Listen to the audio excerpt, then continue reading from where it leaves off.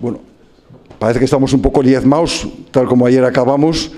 Es verdad que, bueno, nos hemos enterado que hoy también en la Bolsa en Bilbao había una jornada interesante sobre el futuro de las pensiones públicas, que, bueno, pues ha coincidido.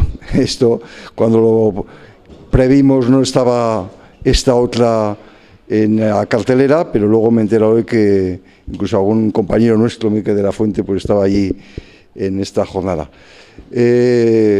Retomamos este tercer encuentro. Yo creo que ayer, pues realmente la valoración, por lo que yo os escuché y la mía propia, fue realmente una jornada de tarde interesantísima con las 3 mesas que tuvimos.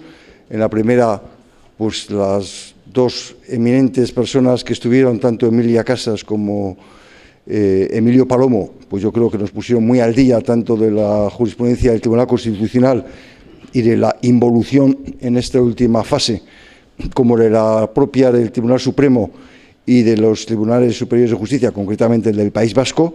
Creo que realmente fue una mesa extraordinaria. E igualmente muy interesante las 2 siguientes, donde ya desde el punto de vista sindical, en un caso centrado en la perspectiva de lo que implica para el sostenimiento de una huelga, las cajas de resistencia con las distintas denominaciones de solidaridad, etcétera, pero no se limitaron ahí. Tanto los representantes de ELA, LAB como SK, yo creo que incluso se habló del tema de la renta básica incondicional como un elemento que contribuiría también a unas mejores relaciones laborales y en concreto a una mejor sostenibilidad en casos de huelga. Y finalmente, la última mesa, pues creo también la representante de Comisiones Obreras y el de la Unión General de Trabajadores pues nos hicieron realmente cuál es hoy en día la realidad con la ley Mordaza, pues de tantas personas que por haber participado en distintos piquetes se encuentran pues realmente con distintos procedimientos judiciales, penales y administrativos de infracción abiertos. Bueno, la jornada de hoy, en esta primera parte de la mañana, tiene 2 mesas. Y en la primera, no os voy a presentar porque para eso tenemos a Ainhoa Saitua. Sí deciros que después de esta primera mesa haremos una pequeña interrupción para un café, como hicimos ayer a la tarde, y la segunda parte de esta jornada será pues quizá el núcleo más duro, que es la representación técnica de los distintos gabinetes en el ámbito fundamentalmente sociolaboral, sindical. Y después ya os comentaremos para el tema de la comida y demás. Entonces, sin más, además de agradecer expresamente tanto a quienes participéis en esta primera mesa como a los que ya estáis aquí para la segunda, cedo la palabra a nuestra compañera Ainhoa Saitua, que ya nos va a hacer la presentación de esta primera mesa. Mila esker. Eskerrik asko, Ángel, egun on guztioi eta ongitorriak bigarren egun honetara, 3. jardunaldi hauetan grebaren eta bere babesaren eskubideak eta aztertuko ditugunak. Bienvenidos y bienvenidas a todos, gracias por acudir a esta segunda jornada del tercer encuentro de profesionales del asesoramiento laboral y social. En esta mesa redonda, vamos a tratar el tema de la huelga, el conflicto laboral, desde la tutela jurisdiccional europea y organismos oficiales y extrajudiciales. Entonces, bueno, pues tenemos el honor o el lujo de contar con 3 personas pues, muy relevantes en su ámbito. Como dice un poco el resumen de la información que tenéis, vamos a tratar, ¿no?, la conflictividad de los últimos años en Euskadi, qué diferencias hay, ¿no?, entre las reclamaciones que han podido hacer los diferentes estamentos, sindicatos, patronal, y cómo se ha podido ir resolviendo o no resolviendo esos conflictos. Entonces, para ello tenemos en primer lugar al catedrático de Derecho Laboral, Wilfredo Sanguinetti, de la Universidad de Salamanca, bueno, pues que ha dirigido varias tesis. Su propia tesis doctoral fue sobre la lesión de la libertad sindical también, ¿no?, y comportamientos antisindicales. Y ha dirigido varias tesis, ha escrito numerosos libros y artículos sobre estos temas y tiene un blog, bueno, pues con visitas desde muchos países del mundo, pues muy activo. En segundo lugar, tendremos a Elena Pérez Barredos, la directora de Trabajo del Gobierno vasco. Anteriormente también fue viceconsejera de Administración Pública, es economista y después ha estudiado Derecho pues, en estas mismas aulas. Y bueno, también tiene experiencia, ¿no?, como representante sindical, ¿no?, del Sindicato Comisiones Obreras. Por lo tanto, pues conoce muy bien los diferentes puntos de vista, ¿no?, en estos temas que se van a tratar hoy en día. Y en último lugar intervendrá Tomás Arrieta, también licenciado en Derecho de la especialidad jurídica, relacionado con la Universidad de Deusto, donde es actualmente también profesor, ¿no? Y bueno, pues ha sido también funcionario y después abogado, o sea que también conoce un poco los diferentes ámbitos de actuación, pero a la actualidad es presidente del Consejo de Relaciones Laborales de Euskadi, ¿no?, este organismo integrado por asociaciones sindicales, empresariales y, por tanto, pues gran conocedor también de los temas que hoy se van a tratar. Entonces, bueno, pues daremos una intervención de 20-30 minutos a cada uno de ellos y después a ver si hay tiempo para las preguntas, para el debate, bueno, pues antes de poder ir a las 11 al café. Y sin más, pues cedo la palabra al señor Wilfredo Sanguinetti. Muchas gracias, Ainhoa. Queridos amigos, amigas, buenos días, egunon.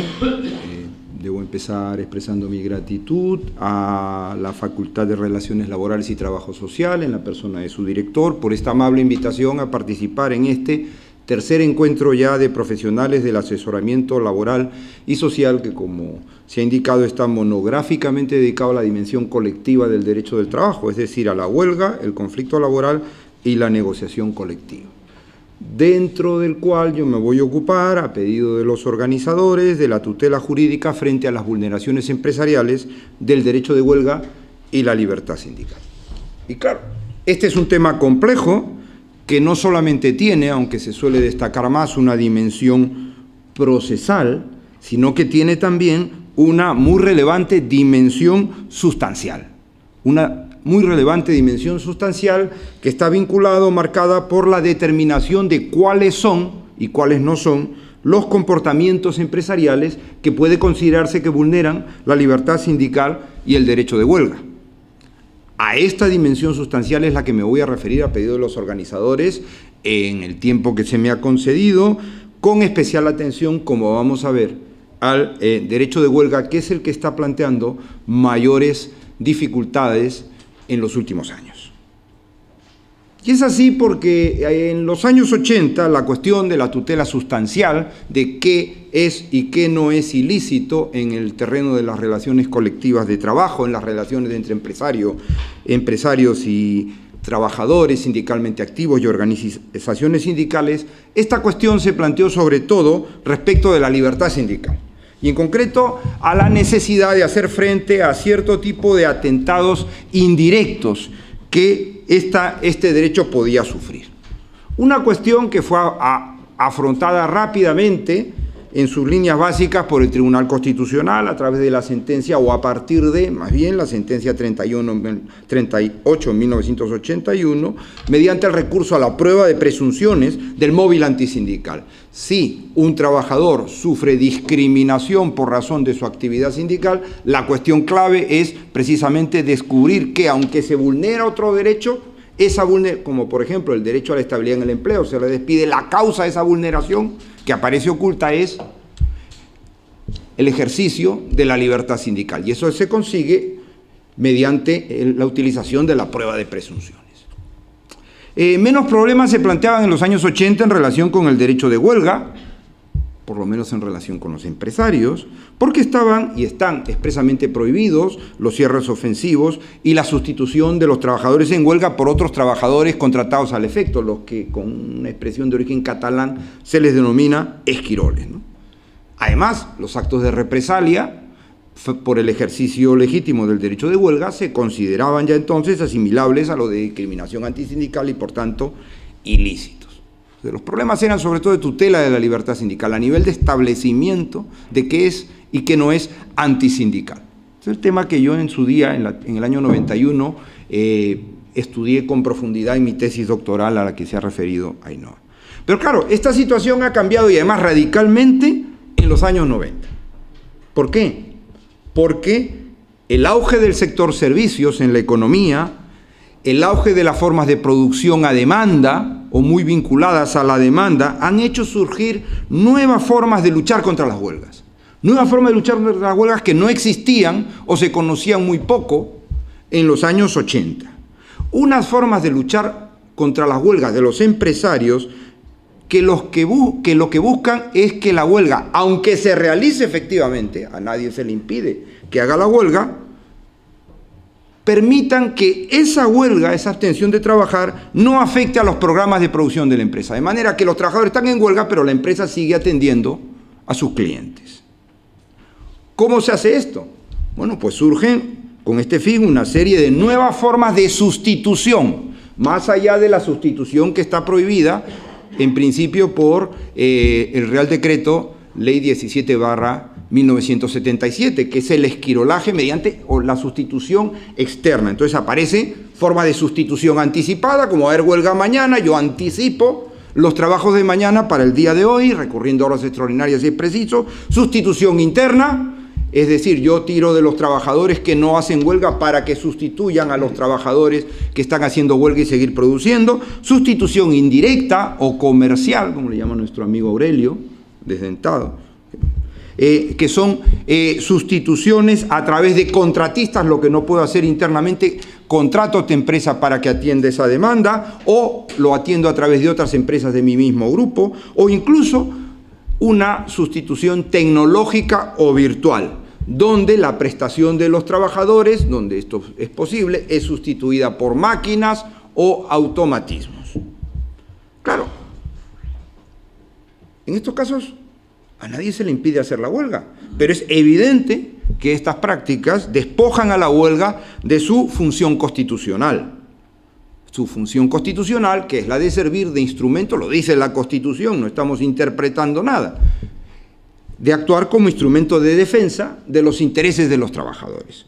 Y la despojan de esa función porque impiden que la huelga despliegue sus efectos negativos, nocivos, sobre el empresario,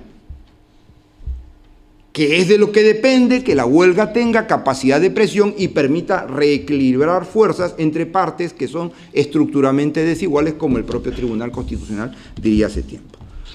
Y por eso es que la jurisprudencia constitucional primero y después la ordinaria terminarían o han terminado por declarar la ilicitud de todas estas prácticas sustitutivas, que lo que buscan, como hemos visto, es reducir o anular la presión derivada del ejercicio legítimo del derecho de huelga. La legítima presión, que no es cualquier presión, es la presión permitida. O sea, porque la presión que va más allá de cierto límite genera una huelga abusiva y, por lo tanto, no es objeto de esta protección. Bueno, entonces, la jurisprudencia, primero constitucional y luego ordinaria, ha sabido enfrentar estas prácticas. Y ha terminado por afirmar una suerte de deber del empresario de soportar, tolerar, no neutralizar los efectos del ejercicio del derecho de huelga. O ha integrado, si queremos, la garantía de la efectividad del ejercicio, el impacto de la huelga en el propio contenido del derecho. Esto parte de una sentencia clave del Tribunal Constitucional, la 123/1992, que está referida, o que estuvo referida, se expidió en relación con el primer supuesto de sustitución interna que examinaron los tribunales en España y que el Tribunal Central de Trabajo lo declaró válido. Y entonces, que era un supuesto de sustitución interna de trabajadores escasamente cualificados por trabajadores de alta cualificación. Entonces, ¿qué hizo aquí el Tribunal Constitucional? Se basó en las tesis que ya estaban en la sentencia, presentes en la 1181, la madre de todas las sentencias, sobre el carácter instrumental del derecho de huelga como instrumento de presión al servicio en defensa de los intereses de los trabajadores y la preeminencia de ese derecho sobre otros derechos consagrados por la Constitución, por su vinculación con valores nucleares, por su tratamiento como derecho fundamental. Se basó en esas dos premisas para declarar que ni la libertad de empresa ni incluso el derecho de los empresarios a adoptar medidas de conflicto colectivo, que está también en la Constitución española, avalan este tipo de prácticas de sustitución interna. Y ahí diría el tribunal que el derecho de huelga tiene, frase célebre, la capacidad de anestesiar o mantener en vida vegetativa otros derechos durante su ejercicio. como esta potestad directiva del empresario o el derecho a adoptar medidas de conflicto. Y claro, con esta formulación parece evidente que no es una tesis que sea aplicable solo, aunque la solución del caso sí lo fue, a la sustitución interna, sino que parece que es una tesis cuyo planteamiento de fondo es aplicable también a las otras formas de sustitución, es decir, a la sustitución indirecta o incluso a la sustitución virtual. Sin embargo, el Tribunal Supremo se negó a lo largo de 20 años a extender este planteamiento. O sea, lo que no se podía hacer con trabajadores no huelguistas, se podía hacer con contratistas y se podía hacer con máquinas. Hasta que finalmente, ya en esta década, se produciría lo que yo llamo el cierre del círculo de protección, mediante 2 sentencias del Tribunal Supremo que extienden la doctrina de la 123/92 del Constitucional a supuestos distintos de la sustitución interna. Son, primero, la sentencia de 21 de enero de 2010, que tiene que ver con un supuesto de sustitución indirecta, con la contratación en concreto de servicios de refuerzo durante una huelga de transportes, y luego, o sea, otras empresas para que sustituyan las prestaciones que no se hacen por la huelga, los viajes, y la sentencia del Tribunal Supremo de 5 de diciembre de 2012, una sentencia clave, vinculada aquí con la sustitución virtual o lo que el propio Tribunal Constitucional llama el esquirolaje tecnológico, en concreto con un supuesto vinculado con la emisión de programas grabados y publicidad en sustitución de programas en vivo. Lo que pasa es que, el mundo de las relaciones laborales es así, inmediatamente después de cerrado el círculo de protección, inmediatamente después, el auge de las estrategias de subcontratación, de formación de grupos de empresas con el fin de desarrollar de forma fragmentada pero a la vez unificada los procesos productivos, nos han colocado frente a nuevas formas potenciales de afectar el derecho de huelga, distintas de los de los años 90, que se suman a estas y que provienen también del sector empresarial.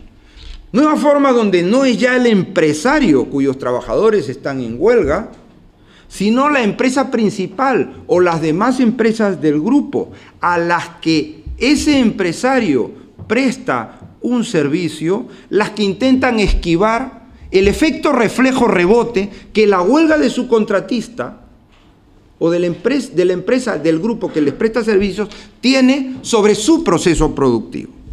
¿Cómo? Sustituyendo la prestación de la empresa que está en huelga y por tanto de los trabajadores por una prestación distinta realizada por un tercero, un contratista, normalmente, ¿no? Claro, entonces aquí la cosa es distinta, porque aquí ya tenemos que preguntarnos si ese deber de soportar los efectos de la huelga, del que hemos hablado, afecta solo al empresario que da empleo a los huelguistas o también se extiende a la empresa principal o a las demás empresas del grupo que se sirven de la prestación de la empresa en huelga para integrar sus procesos productivos, porque como sabemos, la titularidad de las actividades es fragmentada, pero el proceso productivo es global. Entonces, ¿hasta dónde llega esa tutela de la efectividad del derecho de huelga?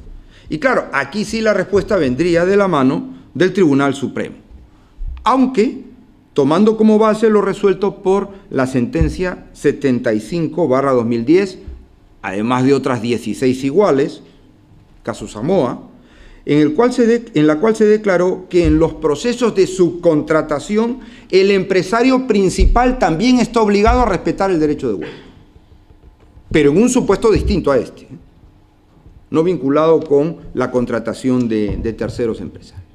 Entonces, el Tribunal Supremo parte de esta doctrina. Aquí el pronunciamiento clave es la sentencia de 11 de febrero de 2015, caso Prisa o caso Prespring, como me decía mi amigo Enrique Lillo, que luego vendría seguida la sentencia del Tribunal Supremo de 20 de abril de 2015, caso Coca-Cola, y cuyos alcances han sido, por lo menos en mi opinión, clarificados recientemente por la sentencia del Tribunal Supremo de 16 de noviembre de 2016, el caso Altrat-Rodisola, que tendría una cierta repercusión mediática hace unas semanas. Bueno, aquí la sentencia clave es la primera. la primera de todas, el caso Prisa o Presprin de la sentencia 11 de febrero de 2015, donde se examinó un caso de sustitución de la prestación de una empresa afectada por una huelga, que era parte del grupo Prisa, Presprin, y que se encargaba de imprimir los diarios del grupo. Cuando esa empresa, los trabajadores de esa empresa se declararon en huelga, además con un seguimiento masivo o pleno, lo que hicieron las demás empresas del grupo es contratar a otro impresor externo para que lo sustituya. Y claro, ¿qué resolvió el Tribunal Supremo aquí? Bueno, lo que hizo el Tribunal Supremo fue combinar esa doctrina del Tribunal Constitucional sobre la inclusión del deber de tolerar los efectos del derecho de huelga en el contenido del derecho. O sea, el derecho de huelga incluye el derecho o el deber del destinatario de no desnaturalizar esos efectos, con la doctrina que les acabo de referir del propio Tribunal Constitucional, que declara que la empresa principal está obligada a respetar el derecho de huelga. La empresa principal está obligada a respetar el derecho de huelga incluye el respeto, la tolerancia de sus efectos, por lo tanto la empresa principal tiene que hacerlo. Pasa que el silogismo no es tan fácil de hacer. ¿Por qué? Esta declaración la hace el Tribunal Constitucional, pero el Tribunal Supremo no con carácter general, no es que cualquier empresa principal, sino que lo que dice el Tribunal Supremo, o el Tribunal Supremo declara esta doctrina en atención a lo que la sentencia llama la especial vinculación que existe entre los trabajadores en huelga o la empresa para la que trabajan los trabajadores en huelga o la actividad de la empresa para la cual trabajan los trabajadores en huelga y las empresas del grupo, que actuaban aquí como empresas principales. O sea, no solamente había grupos, sino que trabajaba esa empresa para las empresas del grupo. Especial vinculación que se produce porque la actividad de Presprin estaba dedicada casi al 100% a la atención de las necesidades del grupo. Presprin estaba participada al 100% por las empresas del grupo y su actividad no era más que una parte, dice el Tribunal Supremo, del ciclo productivo de las empresas editoras.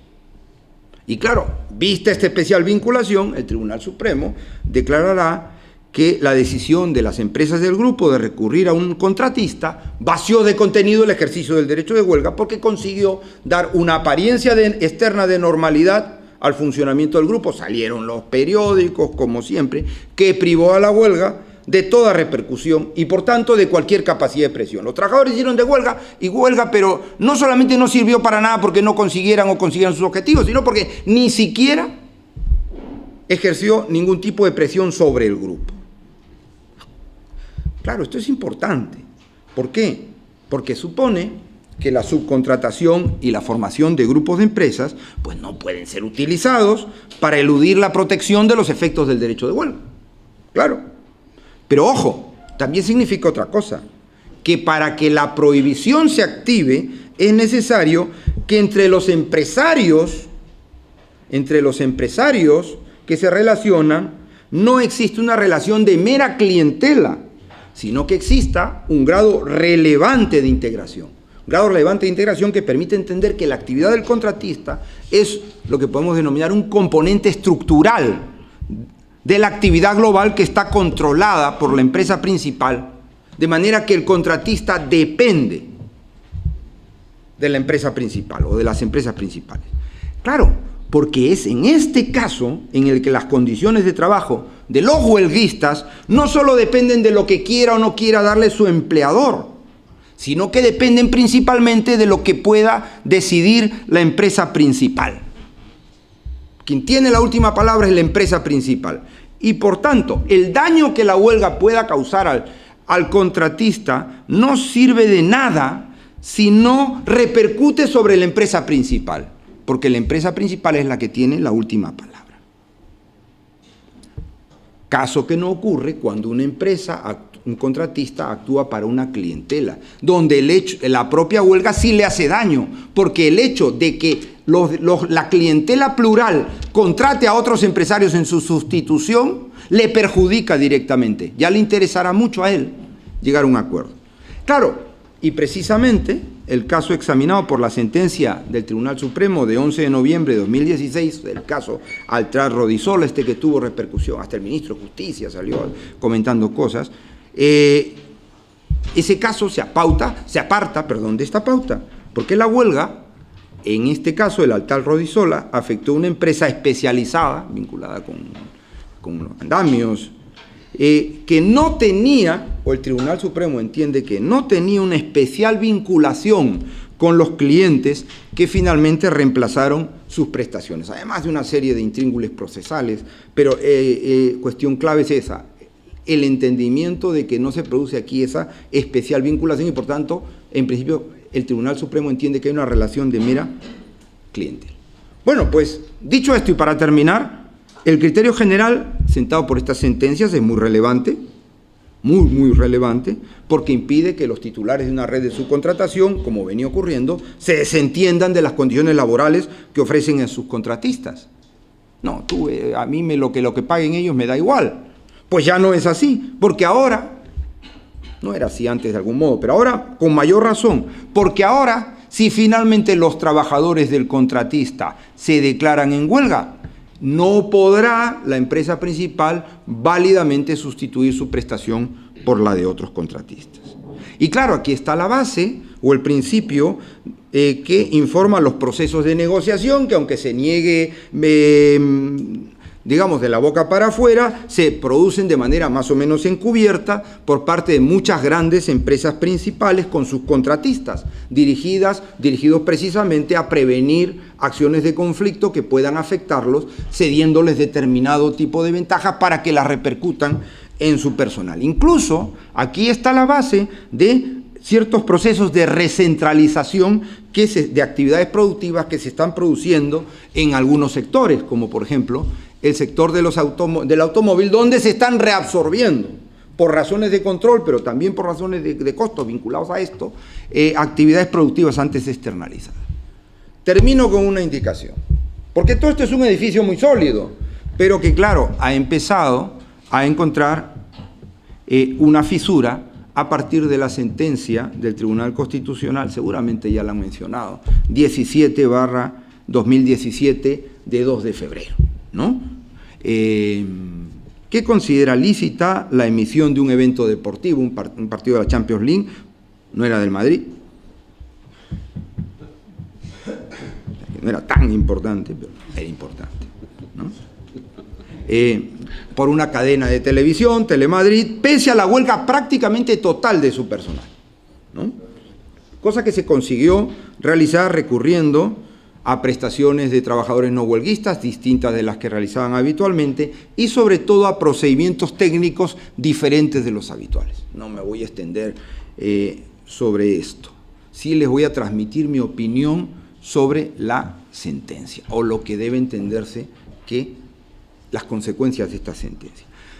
Aquí, se habrá dicho quizá, el Tribunal Constitucional utiliza un argumento fundamental, que es el siguiente: no existe, dice la sentencia, precepto alguno que prohíba al empresario usar los medios técnicos de los que habitualmente dispone en la empresa para mantener su actividad durante la huelga. No hay precepto alguno que impida al empresario usar la tecnología para mantener su actividad durante la huelga.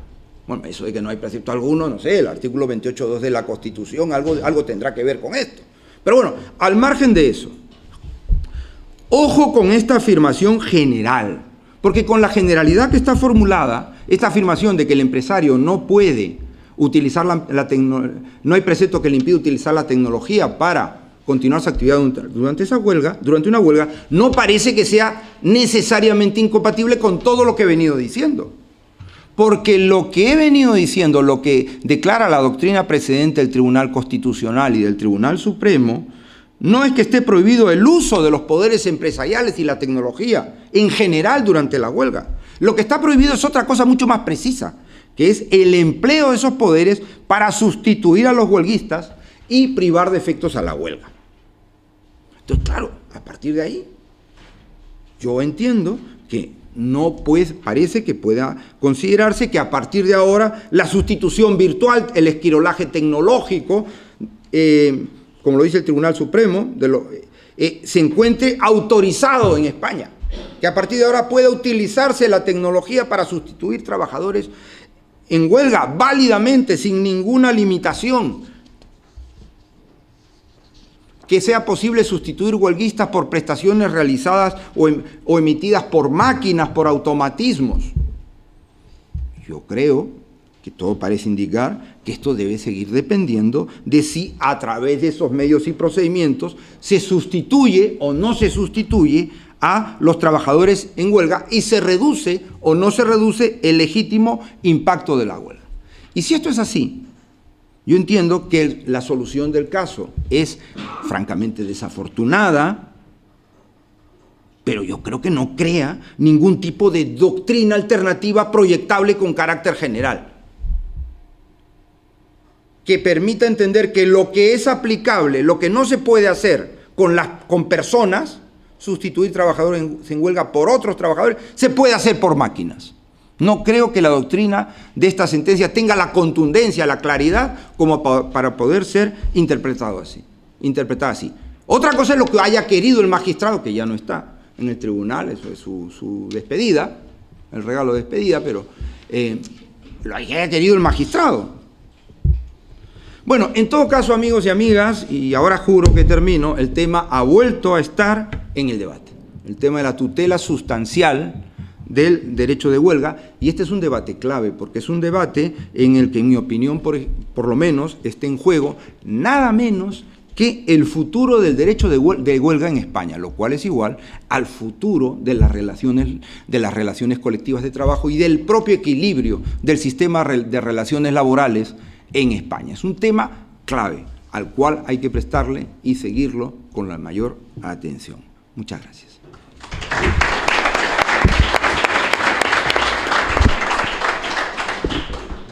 Muy bien, pues ahora daremos la palabra a Elena Pérez Barredo, como he dicho, directora de Trabajo y, bueno, pues en el Gobierno vasco, ¿no? Que su función es, entre otras, la de gestionar los planes y programas de la actuación inspectora de trabajo, la resolución en primera instancia de los expedientes de relaciones de trabajo y también las autorizaciones de los expedientes de regulación de empleo, etcétera, así como la regulación de los servicios